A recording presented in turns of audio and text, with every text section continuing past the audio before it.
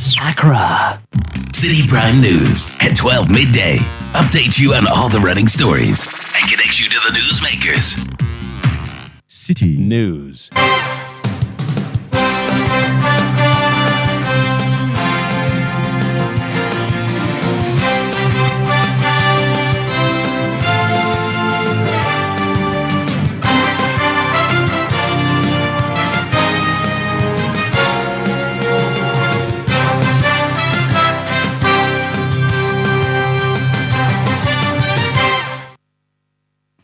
It's midday. Hello, good afternoon, and welcome to the Citi Prime News, live from our studios at number 11, Dr. Morton Loop in Adabraka, Accra. It's also live on our partner stations across the country and around the globe on citinewsroom.com. My name is Inu Safo, and this afternoon I'm here with Caleb Kuda. Coming up, death toll rises to 4 in the northeast region as more rains cause residents to flee. Two of the deaths occurred at the West Mampusi municipality in a community called Gagbini. One occurred in the East Mampusi municipality, and then one of it also occurred in Jinyo Nanson district. Also coming up, Kumasi Technical University rescinds its deferral decision and offers a special examination for the 600 students who were unable to register their courses. A new directive from academic board is now all the affected students that they are asked to defer for the next academic year. They are now going to organize a special examination for them. Still ahead in the bulletin, 45-year-old physically challenged barber pleads guilty to defiling 14-year-old girl in Yendi in the northern region. And later, students of Jasekine College of Education demonstrate over what they call poor nature of food being served in the school. All that and more on the Citi Prime News, which is live on our partner stations across the country. In the western region, we're on Beach 105.5 FM in Takrade. In the Bono region, we're live on Greener 95.9 FM in Sunyang.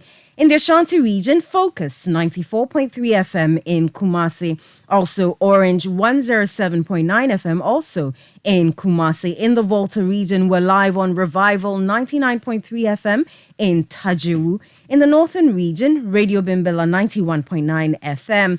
In the Upper East, we're live on Tanga 93.7 FM in Bolga. In the Upper West region, Tunsong 97.3 FM in Wa, and Jirapa 96.1 FM also in Wa. The news is also live across the globe on citinewsroom.com, Citi 97.3 FM on Facebook, and CityTube on YouTube. Citi Prime News at 12 midday. Update you on all the running stories and connect you to the newsmakers. Many thanks for choosing us this hour. Let's begin from the northeast region, where 3 more people have died in the floods after yesterday's downpour there. This brings to 4 the number of persons who have died. Several others have also been injured and are currently receiving treatment at the regional hospital in Nalerugu. The heavy rainfall has also destroyed several houses and over 70 farms. The Northeast Regional Director of the National Disaster Management Organization, John Alasan, says most communities have been cut off due to the flooding. Two of the deaths occurred at the West Mampusi municipality in a community called Gagbini. One occurred in the East Mampusi municipality in a community called Bentri. There's a river in Bentri. And then one of it also occurred in Jinyo Nanson district in a community called Samvusi. The room collapsed on a child. That is in the Jinyo Nanson district. So for the relief items, yes, we are giving some, and we are still in the process of giving some. And the situation is still the same, and the flood waters are spreading to other communities in the district, in the region, and most of the routes are not even accessible. For instance, the eastern corridor route, that is the Bentri, Nason, Napandu route, is no more trouble at all because when the heavy rains or the floods have washed large portions of the route, so it's inaccessible. And then some of the communities who are part of farmlands are still inundated with water. Their foodstuffs are washed away. Livestock is the same. And because of the water, the heavy water, we are not able to actually get comfortable to do any proper because we are also proactive, we have been able to do assessment in 66 communities across the region. That was the Northeast Regional Director of the National Disaster Management Organization, John Al-Hassan. The Food and Drug Authority, FDA, in the Northeast region has confiscated unregistered pharmaceuticals across the 6 districts in the region. The seized products were destroyed at the Gambaga Dam site. Speaking to Citi News, the FDA Northeast Regional Director Jacob Amwaku Mensah says his outfit is poised to rid the region of illicit and unregistered pharmaceuticals. Since we came to Northeast region, and over 4 months now, we have combed the entire 6 districts of the Northeast region, and we have conducted market surveillance in all the over-the-counter medicine shops. We have retrieved a number of unregistered pharmaceutical products that are not supposed to be sold by these over-the-counter medicine sellers. They are not just unregistered products that are not to be sold by over-the-counter medicine sellers. That is very critical because for pharmaceutical products, we are supposed to buy them with prescription, under prescription. And these drugs that we found at the over-the-counter medicine sellers, they are not drugs that are not supposed to be sold by them. And we do not see prescriptions that they have taken from their clients. So these drugs that are not registered, are not supposed to be sold, they were retrieved from them, and most of them also being body-enhancing pharmaceutical products and then aphrodisiac products. Jacob Amwaku Mensah is the Food and Drugs Authority's Northeast Regional Director. The Greater Accra Regional Minister, Henry Korte, has directed Metropolitan, Municipal and District Chief Executives in Accra to immediately enact a bylaw restricting the use of tricycles, also known as pragya, in the Central Business District. Tricycle operators in Kumasi in the Ashanti region recently clashed with the police officers, enforcing a ban on the movement of tricycles within the Central Business District, leading to the arrest of 12 of the protesters. Speaking at an engagement with MMDCEs in Accra, the regional minister, Henry Korte, urged them to take immediate steps in ensuring the prosecution of persons who defy the directive. If you recall, 2 years ago we did for Aboboya and people complained because I saw this coming when I went to Kumasi about 3-4 years ago. And we did say Pragya should not be operating within the CBD. AMA, I've noticed that's around Agogoshi and some places of UTC. I see Pragya there. They are coming up. The movement of Pragya in the CBD is restricted. No. All those within there, you should ensure your task force will start, pass a bylaw quickly, please. When you go back, pass your bylaws on that one. It shouldn't just be word of mouth, so that you can have some gravitas, a leg to stand on, and then you prosecute them. So I don't know how long that will take. Presiding members, can you ensure this is passed quickly? Oh, we want immediate, something quickly so we can take it to Asempa for it to be gazetted. The Pragya, you must have the bylaws to stand on. It can't just be word of mouth. Can all of you call a General Assembly meeting and get it passed? Yes. So let's say between today and coming Wednesday week, can we have your reports so that we can go and have it gazetted? MMDCs, are we okay? CBD, maybe in areas like Ada and things, you can leave it. The remote areas, Dangbe areas, leave it. Yes, so let's be strategic. Amasaman, you leave it. Amasaman, Obom, Weja, Ablekuma, yes. So we are going to do AMA. Please, let's look at it. AMA, Okankwe, the 3 Okankwes. Mr. Korte, speaking ahead of the celebration of the annual Homowa Festival, also announced a ban on the use of party paraphernalia to ensure a violent-free festivity. We started something 4 or 5 years ago at Ada, and it has worked at Asafotufiam. No hoisting of party paraphernalia whatsoever. So far, by the grace of God, in the last 5 years, Homowo Asafotufiams or celebration of Asafotufiam has been very successful without any party color. I want to put before the House, can we say in Accra that going forward, celebration of all festivals, there should be no party paraphernalia whatsoever? Would that be fine?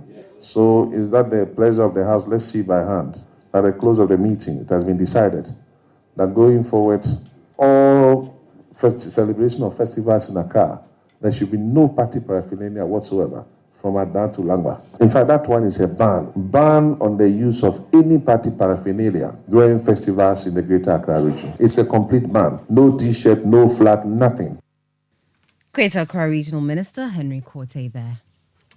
Patrons of sports betting are kicking against the imposition of the 10% withholding tax on their winnings. Parliament in April this year passed 3 new taxes, including the Income Tax Amendment Bill 2022, which imposes a 10% tax on bet and lottery winnings. The Ghana Revenue Authority is expected to begin its implementation today, August 15. Some patrons of sports betting who have been speaking to City News say the tax will affect their livelihood. First, youth in Bebre, the bonny chrono, no Bebre, but betting a bad system. The youth were previously engaging in social vices, but betting has reduced such practices. It is difficult to win a bet these days. 10 odd and 15 odd. Answer no betty, and the crapo, and 100% guarantee say, Utia. And I don't know what we need, so our government say, or 10%. Why then does government want to deduct 10% from our winnings? You can stake a bet of 1,000 Ghana cedis the whole day and win nothing. If you, however, win to recoup your losses, why will government deduct 10% out of it?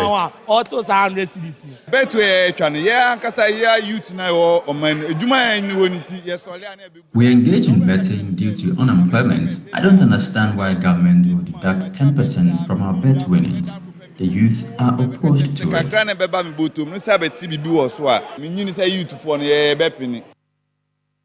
He had some patrons of sports betting sharing their views on the taxes on bet winnings. The Domestic Tax Revenue Unit of the Ghana Revenue Authority has arrested managers of Regal Hotel in North Kanishi and Kigali Hotel in Dansoman for not issuing VAT invoices to customers. This move is part of a broader VAT compliance initiative that has resulted in over 90% rise in domestic revenue as reported by the GRA. The Accra Area Enforcement Manager Joseph Annan shared insights on this development in an interview with City News. We have registered a significant increase in the VAT collection starting from last year when we started the exercise. That is, to be precise, the last quarter of last year. And we registered up to end of this year, the year-on-year growth by close of May. Last year we chalked, collection was 646 or so million Ghana cedis. But as at end of May this year, that has increased to 1.25 billion, which works out to about 92.4% growth in our VAT collection.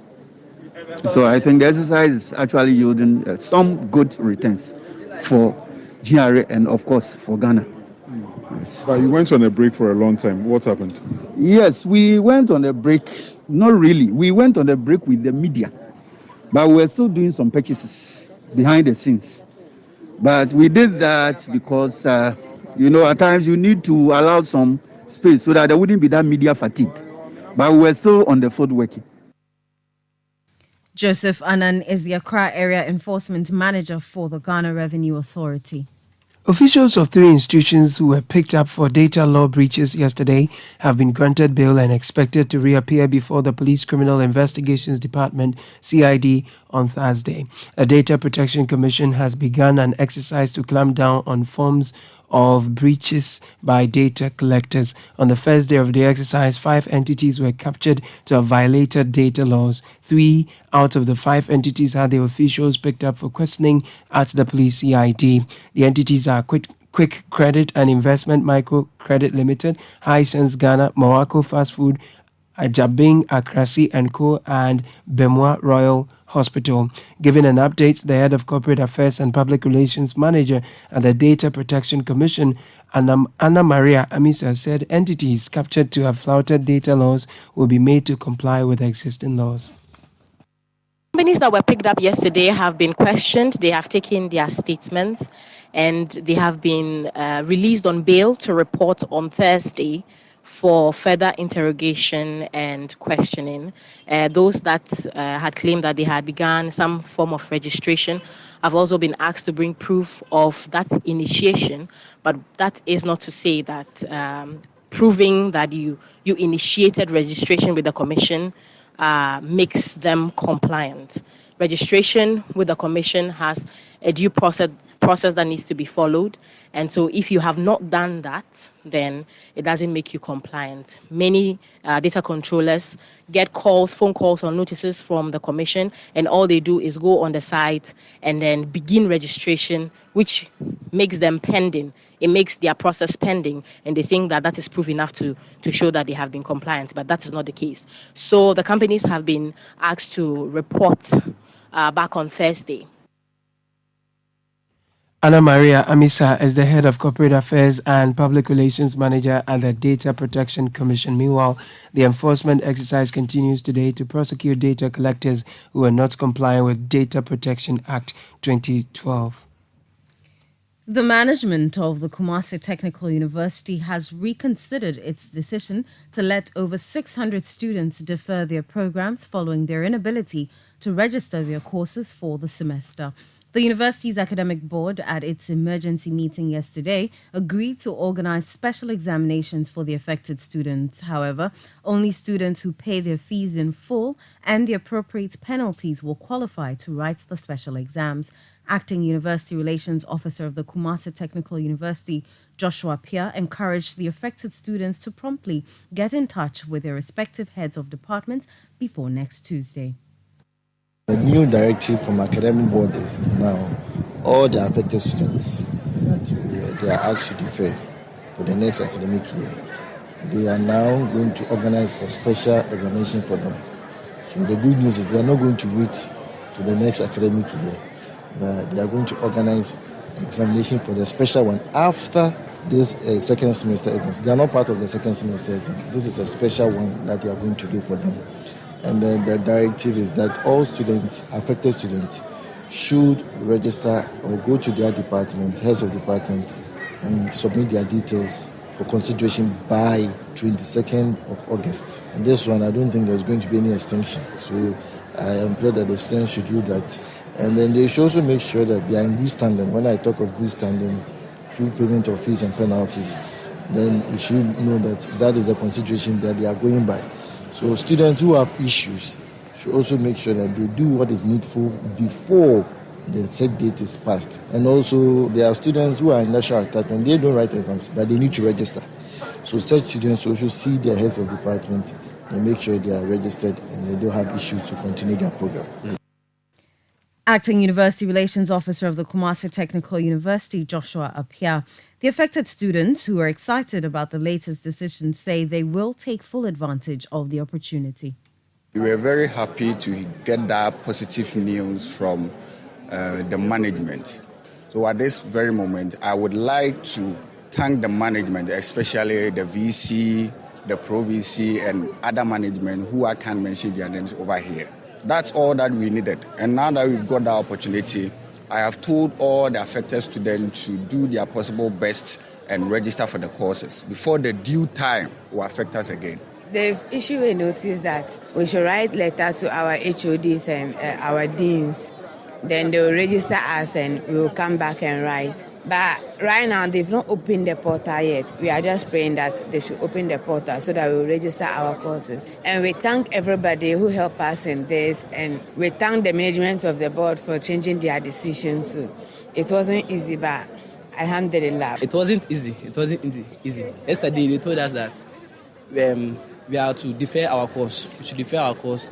And in the evening, they brought a communique that the affected students, they will give us a special exams on next week Monday, so we should pay some amount. That's the penalty. So we are waiting for them. So from the affected students, we say a very big thank you. You heard some students expressing their excitement about KSTU management decision to reconsider their deferment. You're still listening to the Citi Prime News live on 97.3 Citi FM. Still to come, 45-year-old physically challenged barber pleads guilty to defiling 14-year-old girl in Yendi in the northern region. We'll bring you the details of these and many other stories shortly. Do stay. Citi Prime News at 12 midday. Updates you on all the running stories and connects you to the newsmakers. Get ready to witness a remarkable fair to showcase the rich diversity, talent, innovation, and mastery of made in Ghana products and services with the This is Ghana Exhibition 2023. Citi TV and Citi FM will allow you to immerse yourself in a vibrant showcase of authentic Ghanaian products and services in the biggest trade fair and exhibition for local SMEs, startups, research and manufacturing industries, homegrown businesses, and indigenous corporate bodies Ghana has ever seen. We shall promote, support, and patronize various Ghanaian products, solutions, and services that are redefining the views on indigenous products and their packaging across all sectors. Join us at the Accra Metropolitan Assembly on the 26th and the 27th of August 2023 at 10 a.m. through till 5 p.m. each day. Call us now on 0205 973 973 for inquiries on how to participate. The This is Ghana exhibition is powered by Citi TV and Citi FM and proudly sponsored by MTN Momo, Nalo Solutions, Pan-African Savings and Loans, and SMB Ghana. Citi TV is live on DSTV, GoTV, and HD+. On DSTV, find us on channel 363. On GoTV, we're on channel 117, and on HD+, get us on channel 108. On a digital TV, run a new search, but take note that without an antenna, you cannot access Citi TV. Citi TV can be accessed on any free-to-air digital box like the GoTV and HD+ boxes. Citi TV, it's your world. Citi Prime News at 12 midday. Updates you on all the running stories and connects you to the newsmakers. You're welcome back. A man believed to be in his 40s has been remanded into prison custody in Yendi following allegations that he defiled and infected a 14-year-old girl with both HIV and tuberculosis. The distressing incident, which is reported to have occurred in January of this year, has led to serious health implications for the young victim. The accused, who was reportedly employed as a contractor working on the Gushegu town roads, now faces legal proceedings for his alleged actions. The victim's father, Awunitia, expressed his concern and outrage over the incident, revealing that his daughter contracted both tuberculosis and HIV as a result of the assault. He is to reappear before the court on Thursday, August 24, 2023. Sad story there. Now, the Wa Circuit Court today took testimonies from 3 of the 12 children who were allegedly defiled by a 35-year-old man in the Upper West region. The hearing was done in camera at the court, presided over by His Honor Jonathan Avogu. The victims were accompanied by their parents, where they took turns to provide their evidence in the presence of the accused Ahmed Rashid, who denied all the accounts of the 3 children. The case has been adjourned to tomorrow. Away from that, 2 suspects have been arrested by the English Yamanfro District Police Command for allegedly selling land within the protected zones of the Densu River. The 2 have also allegedly engaged in land guard activities. They are also suspected to be part of some 13 individuals who went to a commercial farm at Tomefa, a suburb of English Yamanfro, to cause destruction. The National Democratic Congress, NDC, has served notice that the vetting of parliamentary aspirants in the 10 constituencies that did not partake in the May 13 general primaries will come off tomorrow, August 16, 2023. The primaries were put on hold as the party initiated moves to resolve outstanding issues. However, after several consultations, the party, through its election committee, has concluded to vet the aspirants and prepare for the primaries on the 25th and 26th of August 2023. Now, Mustapha Bande is the Deputy General Secretary of the National Democratic Congress. He's been speaking to Citi News. We'll bring you that inset shortly.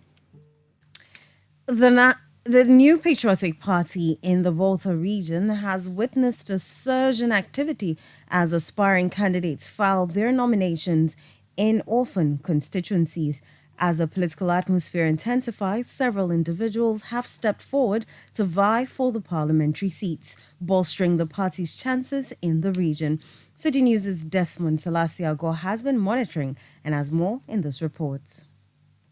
In the past weeks, the MPP's leadership has been actively encouraging potential candidates to represent the party in constituencies where it had not been able to field a candidate during previous elections.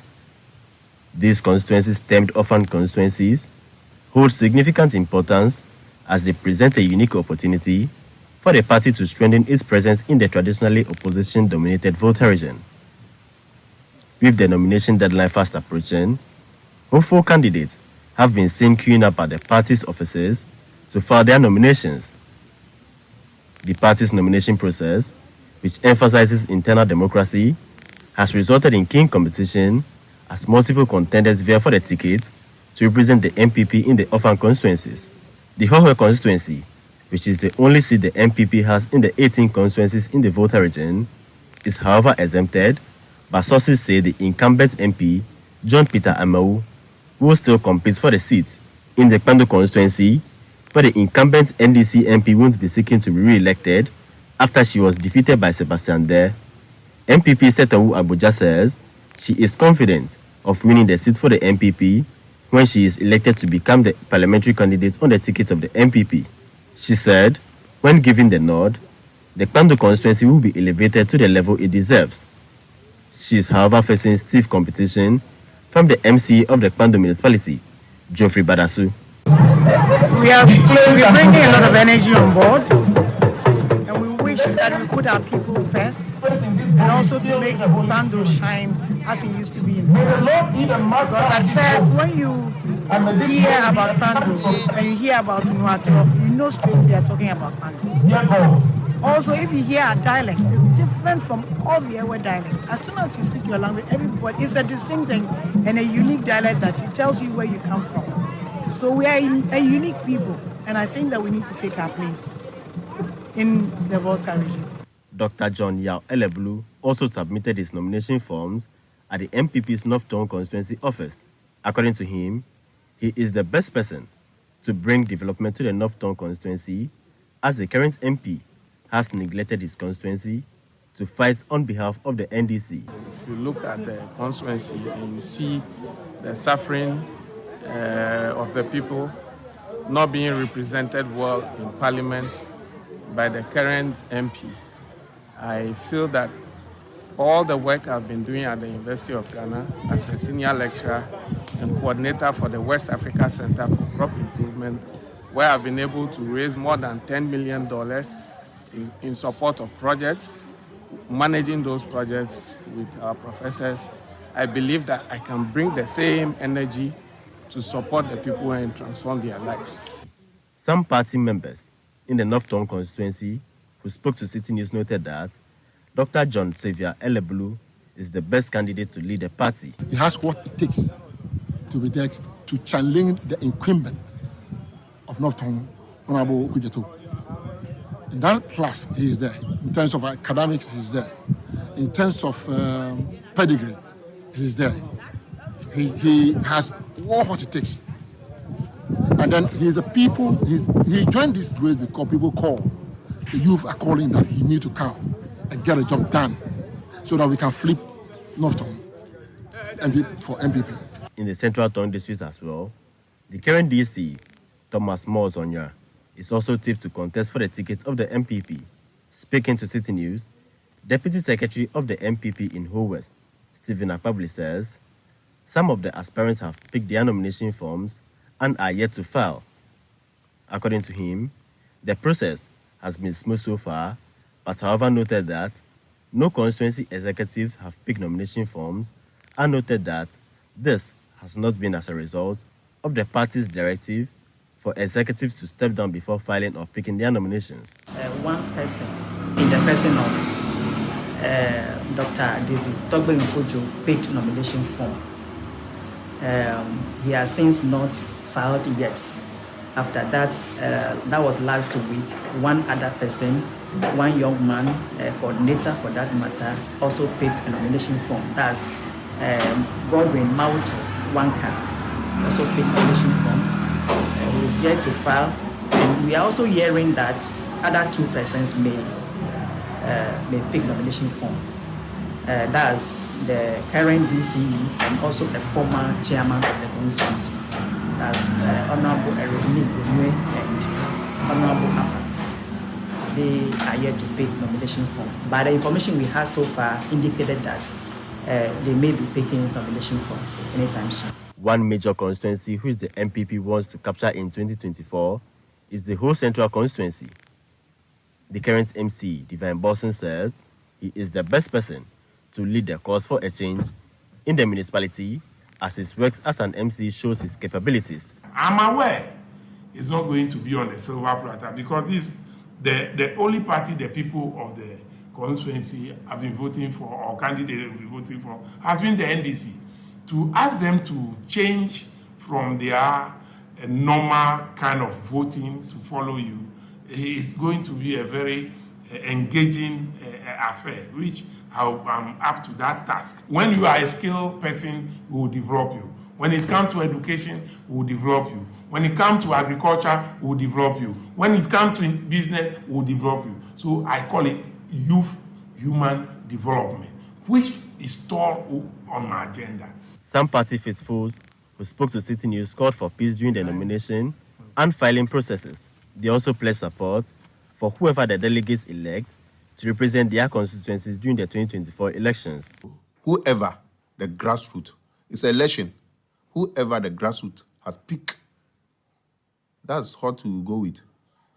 And the grassroots should remember that the election doesn't go to whoever you love or who you know he can work, who you know he can go the ground, not to be doing himself as a big man.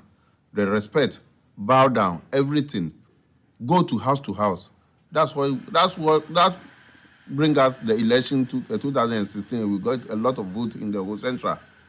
So that's who we want. So they should go with peace, love, and so that we can win the election. The deadline fast approaching. Some aspirants in the voter region have picked their nomination forms, while others are also submitting theirs.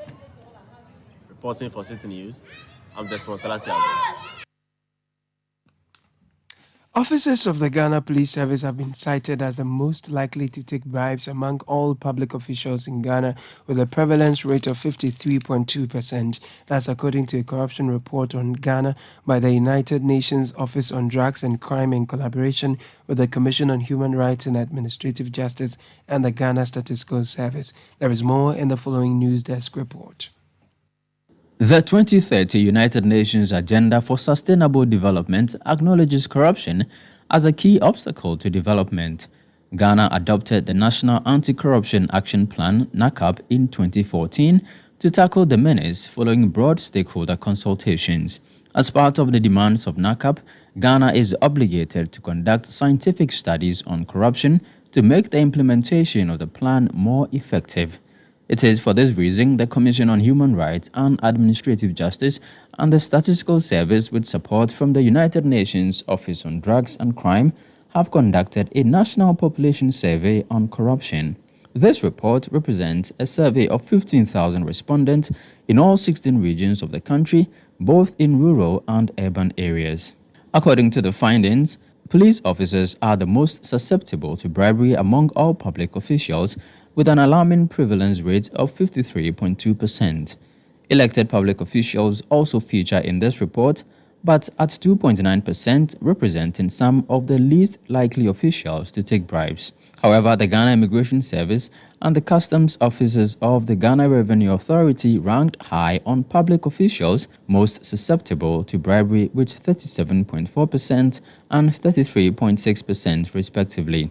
Bribes paid to public officials come in different forms. According to the report, In Ghana, almost 9 out of 10 of bribes are in the form of cash, food and drink, and the exchange of a public service for another service are far less common, although in the rural areas, 17.8% of bribes are paid in the form of food and drinks than in the urban areas. That was a News Desk report. The Student Representative Council, president of the Jasikan College of Education, Freeman Zona, has accused the police of assault during a protest today. The students were protesting over the poor quality of food served them after their allowance was reduced to augment their ration. He has been speaking to Citi News. Our dining was supposed to serve 7 o'clock.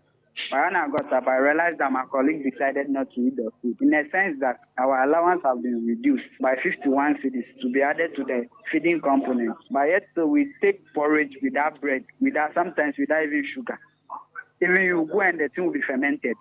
We take all those things, but they have deducted our allowance of 51 cedis. About a month now, we have still not seen change. So they decided not to go for the food. I was not even aware. So when I got up, I heard that management is calling us for a meeting. Okay, then I left them. I was moving to my office. Then I saw Principal coming out of his house. Then he called me. He started, this way you have been handed over, not even up to a month, but look at how things are going on campus. I didn't even utter a word before I realized an ambulance was coming full of police. I was just there. Then he asked me to go and write report. In fact, I don't know which report he wants me to write because I'm not privy to what is happening because he didn't even inform me what is happening. So I decided I was just standing there. I didn't even utter a word. I was standing there. Then he said I should call my executive. I was calling one when he decided to even take my phone. But I showed him the number that I'm calling one of my executives. Then he didn't take the phone. Then one of the police asked, where are the prefects? Then from principal, here is the SRC president. Here is the ex-president. Come and take him away. Then I just calmed down for him to come and take me. So with that, I just decided to give myself out. And the police started pulling my trash. And then before I realized there was one policewoman, a slap from the back. That was Freeman Zona, SRC president of Jasikan College of Education. The executive director of the Alliance for Social Equity and Public Accountability, Thompson Mensah, is urging state agencies to submit their financial report to Audit Service for scrutiny. This comes on the back of the revelation by the Audit Service that some state agencies have not submitted their financial reports. In an interview with Citi News, the executive director emphasized that obtaining these reports from the concerned agencies would significantly contribute to informed public discussions and deliberations. So it is important that with immediate effect, we begin to scrutinize the financial statement of all these state entities, one after the other: Cocoa Board, DMPC, Ghana Gas, TOR, BOST. We need to see the audited financial statement. It's a matter of public agency. We need to see those reports. It's a legal requirement. It's a regulatory requirement under the laws that not even as a state entity, but as a public corporation, every year you need to publish your audited financial statement for the consumption of shareholders and the public. And so for state entities, Ghanaians are the shareholders. We are the people who have interest in their state assets. And so it's a matter of regulatory compliance that they submit all those reports as soon as possible. They must publish all of these reports on their website, make them available to the press so we can all scrutinize and see how those state entities are faring. Executive Director of the Alliance for Social Equity and Public Accountability, Thompson Mensah. Policy think tank Imani Africa has described the Akufo-Addo-led government as the most expensive and wasteful in the history of the country. This comes on the back of the Auditor General's report on the audits of the Metropolitan, Municipal and District Assemblies for last year. According to the report, while the assemblies paid 2.4 million Ghana cedis as salaries to 129 revenue collectors, they collected 1.3 million Ghana cedis as revenue between January 2022 and December 2022. In a Facebook post, President and founder of policy think tank Imani Africa, Franklin Kujo, indicated that the findings of the report was not surprising given the current state of the economy. He further states that the mismanagement of the economy by the government and the excessive spending has left the country poorer and in debt. Deputy Minister for Communication and Digitalization, Ama Poma Boateng, says her outfit is collaborating with other technology agencies to ensure digitalization is spread across the country. The minister, who interacted with the media after the launch of the National ICT Week and the World Technology Forum, says the move will go a long way to curb the illiteracy rate in the country.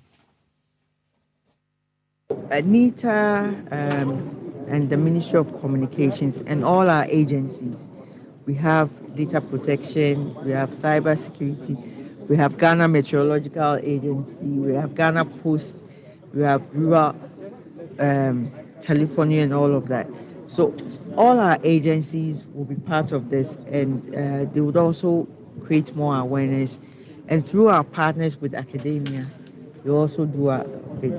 Then we will do the media engagement to let everyone know that this is coming on. So come on board and join us to promote the work that our brothers and sisters are doing. So there will be more engagements as we. That was the Deputy Minister for Communication and Digitalization, Ama Poma Boateng. This is still the Citi Prime News, live on 97.3 Citi FM. Still to come, Pong Katamanso Municipal Assembly assures commercial drivers who ply the roads in the area of fixing the deplorable roads there. We'll bring you the details shortly. Do stay. Citi Prime News at 12 midday. Updates you on all the running stories and connects you to the newsmakers. 1xBet jackpot is here with weekly massive prizes up for grabs. All you have to do is place your bets on any sports game and stand a chance to win. Simply register at 1xbet.com.gh. Use promo code JackpotGhana and place your bets. 1xBet is your key to great victories. Feel like a winner. 1xBet. Gambling can be addictive. Bet responsibly. Not for person under 18 years. This advertisement has been vetted and approved by the Gaming Commission.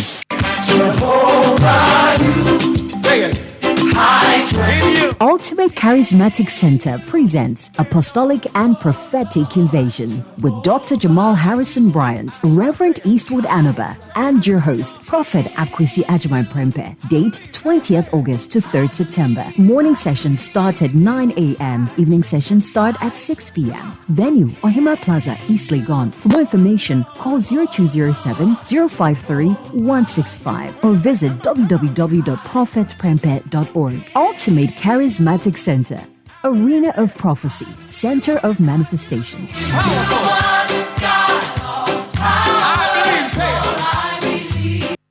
Citi Prime News at 12 midday. Updates you on all the running stories and connects you to the newsmakers. You're welcome back. The Pong Katamanso Municipal Assembly has assured commercial drivers who ply the roads in the area of fixing deplorable roads there. According to the Assembly, they have submitted documents to the Ministry of Roads and Highways to fix the roads permanently. On Monday, commercial drivers at Saki Bediakon embarked on a one-week sit-down strike over their deplorable roads. The drivers complained that the nature of their roads affected their work and livelihoods. Speaking to City News, Municipal Chief Executive for Pong Katamanso, Samuel Okuamankwa, says interim measures will be put in place to make the road motorable. You know, when it comes to fixing the roads permanently, that is the job of the central government, which we have submitted documents, and we are working with the Ministry of Roads and Highways and Urban Roads to see what we can do permanently. We have submitted a report on our critical roads to them. But where they are talking about, which has to do with the Calypso to Michelle Camp Road, this year alone we have done reshaping and graveling more than 4 times. But because the road is not a permanent one, anytime it rains, then the whole work done, the water will wash everything away. As we speak now, we are in the process of doing the fit reshaping and grading works. So we are looking at probably by the weekend, we should be able to start work on that road But that one too is going to be reshaping, graveling, and maybe use a compactor to compact the road to make it a bit more trouble for them. You heard the MC for Pong Katamanso, Samuel Oko Amankwa. The Coalition of La Residents has described a statement by the Greater Accra Regional Minister Henry Quartey of initiating construction of the La General Hospital in November this year as a political gimmick. The health facility was demolished 2 years ago by the government to make way for a planned rehabilitation to improve healthcare delivery in the area, but work has yet to begin on the site. In an interview with Citi News, the spokesperson for the Coalition of La Residents, Jeffrey Latte, says the repeated rescheduling of the hospital's construction date strongly implies that the promised facility is unlikely to come to fruition. Whatever government is telling us now is false. They are not willing to reconstruct the hospital for us. Looking at the statement made by Henry Quartey, we think it's a kind of gimmick just to lay down the fears of the people that the hospital wouldn't be built. There's been several dates for commencement that's been given.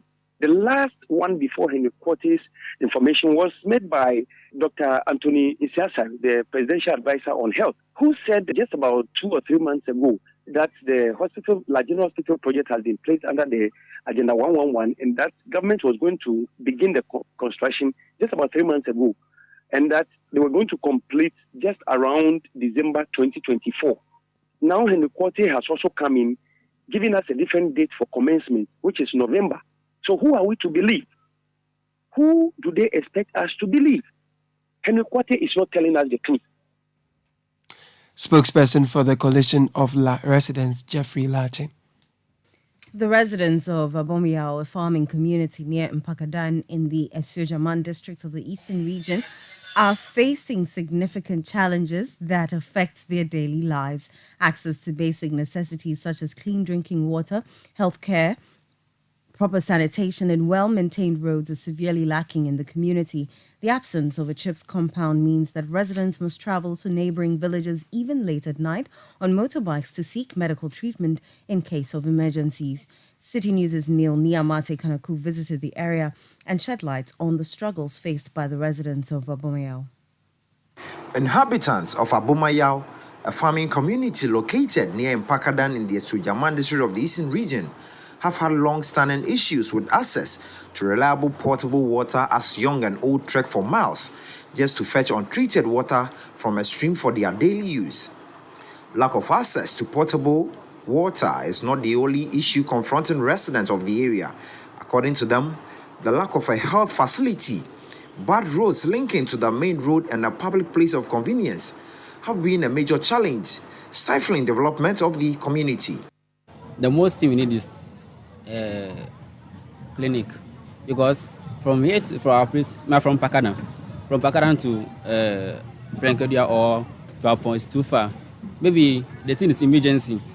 Before we take car from there to hospital, it will get too late, and the road too is not good. So I'll be happy if we get us road, hospital. I will be happy for that. The most important one is the hospital. We need a hospital at our place. We don't have a hospital. Before we walk from here, even emergency, a lot of people die for emergency because we don't have any clinic. Even clinic we don't have. Yeah, the only one just so that you have to.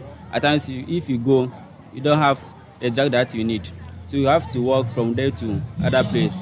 Residents are not the only ones being affected by these challenges.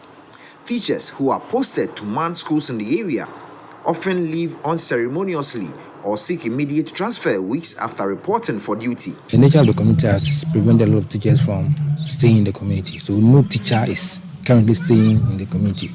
We have to travel from far before reaching the community. And whenever it rains, either before school or after school, we have a lot of challenge by maybe applying the route back home. And this is affecting staffing in terms of teachers to the school. These challenges have contributed to high school dropout rates in the area. As you speak now, in fact, this community is not a shame for you to be going to school and get pregnant. It's a normal thing. So if you look at the Roman drive from the primary school, maybe class 1, before they get to GHS 3, as you speak now, those who are going to write the BEC, they are just 15. But when you look at number of them that started from KG class 1, the enrollment is high, but before they get to the third year or basic 9, many of them will drop out. Some of them may stop the school because they don't see the need of education. How challenging has this been for students and past students? Want to go to White House, you suffer before you go to bush and defecate in the bush. So we want government to come and help us. The assemblyman from Mpakadan electoral area, Lou Oscar, is not a happy man. The government is not doing enough at all. Yeah, the problem we're facing in our various electoral areas, most of this problem is solving of the problem comes from our own pockets. As an assembly member, if you have a problem in your community and you keep pushing and no support is coming, sometimes you find your own way of solving some of the problem. According to other residents in neighboring villages, successive governments have done little to help deprived communities. We don't have facilities, so the school, we need support and we need lavatory. Sometimes we defecate in the bushes and that's not good. To help mitigate some of these challenges of the community, Temeka James, a proud Ghanaian born in Chicago and a biotechnologist executive living in California, in the company of 50 other diasporans from the United States of America, commissioned a water project for Abomayao community as part of the Beyond the Return initiative by the Ghana Tourism Authority. Temeka James, who was impressed, has promised to mobilize more support and says she has challenged her friends to come back to deprived communities in Ghana to touch lives. I actually had my official birthday party. My official 50th birthday was on Sunday. One of the things that I really challenged I have 50 captive souls that I brought here that I could have taken anywhere else. I challenged each and every one of them to go back and tell this story, to go back and bring more back. By us just being here is bringing more attention to all that Ghana is and all that Ghana needs. So I'm going to continue to tell the story. I'm going to continue to come back. I'm going to continue to pour into the country. So yes. For Citi News, Nel Ni Amati Kanaku, Abomayao. Now, over the years, many Ghanaians have held misconceptions about owls, and due to this, some have even harmed them. Though these misconceptions are not scientifically proven, people still hold on to them. They are linked with witchcraft. However, the good news is that one man in the Ahafo region, a forester with the Forestry Commission, Kwabena Poku Busumpim, is changing people's misconceptions about owls. Citi News' Michael Sapong-Mfum has more on this development. A group of owls is known as parliament. Owls are characterized by their distinctive appearance, which includes a large head with forward-facing eyes, a hooked beak, and the ability to rotate their heads up to 270 degrees. Their large eyes are adapted to low light conditions, and their retinas contain a high density of rod cells, which enhance their night vision and contribute to their exceptional hunting abilities at night.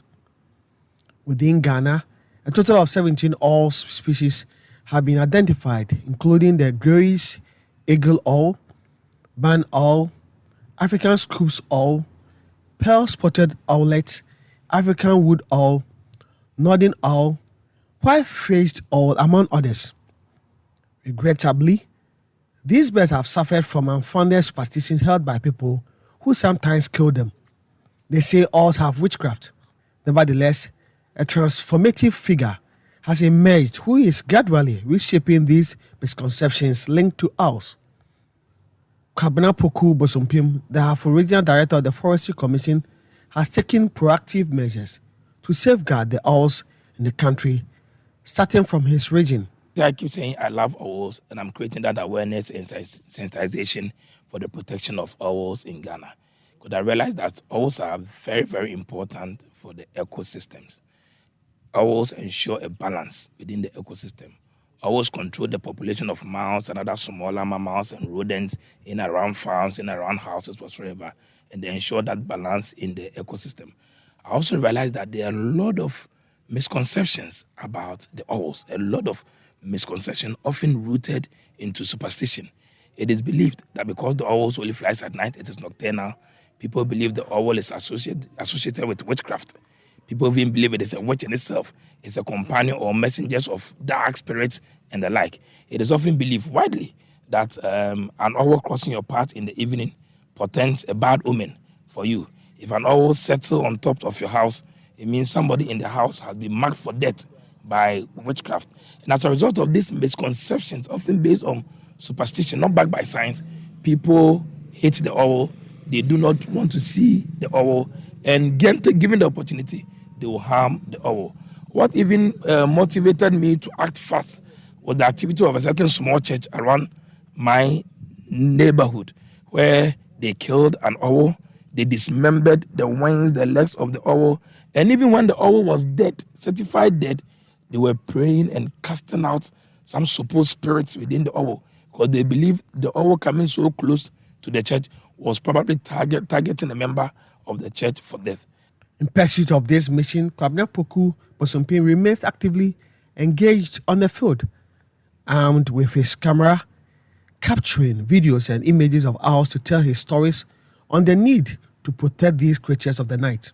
So it took me about almost 3 weeks to go around looking for the owls and getting pictures on them and bringing out there. So I decided that the first picture I took on the owl, I designed it into a t-shirt, a customized t-shirt known as the Bosom Pesos clothing line. And I wore it myself for both to see. And the first time I wore it, you could see how strange people were looking at me. You can see one of these dresses. I developed one of these pictures into a print. That is what I am wearing now. And together I'm using that to aid the awareness creation and the conservation effort.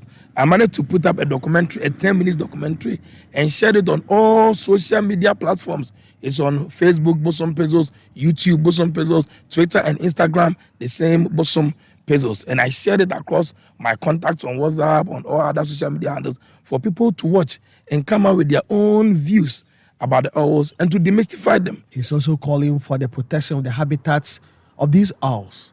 If you want to improve population, we don't need much. All we need to do is to protect the habitats, protect the trees within the neighborhood. Individuals who have crossed paths with Bosompim have recounted how their perspectives towards owls have changed for the better. Yeah, really, it has changed. Growing up as a kid, I remember my grandmom told me those birds are witches. They used to call them Bayinoma. So we never wanted to come near them. But after the education and the videos I watch on Bosom Pesos on the YouTube, yes, it has changed my perception about the animal a lot. Now I even want one as a pet in my house, which I'm hoping I'll get. Because initially we had a perception that owls were evil. If you meet them, you get bad luck. They were witches, all manner of things. But after listening to my boss, Nana Bosompim, in fact, it really changed my perception that owls are friends. They are good. They have good uses, and they are not that harmful to humans. So that is the change of mind that I have had. From Goso, I am Michael Saponifum for Citi News. And that's it for the Citi Prime News, which has been live from our studio in Adabraka in Accra. I am Inusafo, and I was here with Caleb Kuda. For more news, do log on to our website, citynewsroom.com. Up next is the afternoon's edition of the City Business News. Many thanks for tuning in, and do enjoy your day. City 97.3. More variety. Get ready to witness